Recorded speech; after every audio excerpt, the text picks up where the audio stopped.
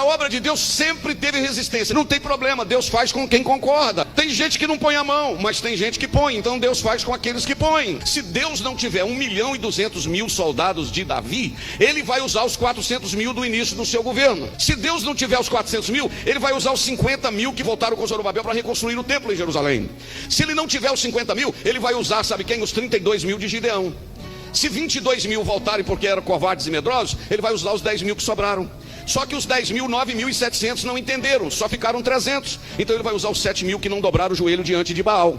E se não tiver os 7.000 que não dobraram o joelho diante de Baal, ele vai usar os 5.000 que se converteram na segunda pregação de Pedro.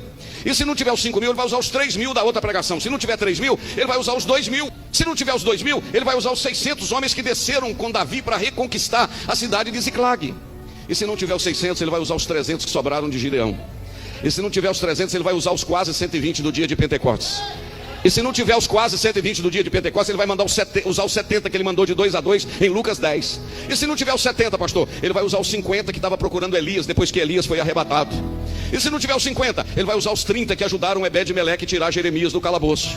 E se não tiver os 30, pastor, sabe quem que ele vai usar? Os 12 que ele chamou. Se um desviar, ele usa 11, depois ele põe outro no lugar. Pastor, e se não tiver os 12, ele vai usar os 7 diáconos de Atos, capítulo de número 6. E se não tiver os 7 diáconos, ele usa os 5 crentes que desceram com Pedro para a casa de Cornélio. E se não tiver os 5 crentes que desceram com Pedro da casa de Cornélio, ele usa os 4 jovens da Babilônia, Daniel, Misael, Ananias e Azarias. E se não tiver os 4, ele usa 2 ou 3 reunidos em seu nome. E se não tiver 2 ou 3 reunidos em seu nome, ele usa Arão e Ur, que ajudaram a segurar os braços de Moisés.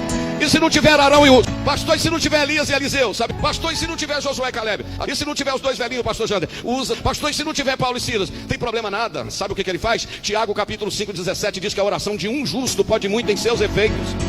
Se tiver um, Deus faz. Eu vou repetir. Se tiver um, Deus faz. Eu não tenho medo, porque se tiver um, Deus faz. E se precisar deste um, eu sou capaz de levantar a mão aqui esta noite e dizer: eu sou um daqueles que Deus quer usar.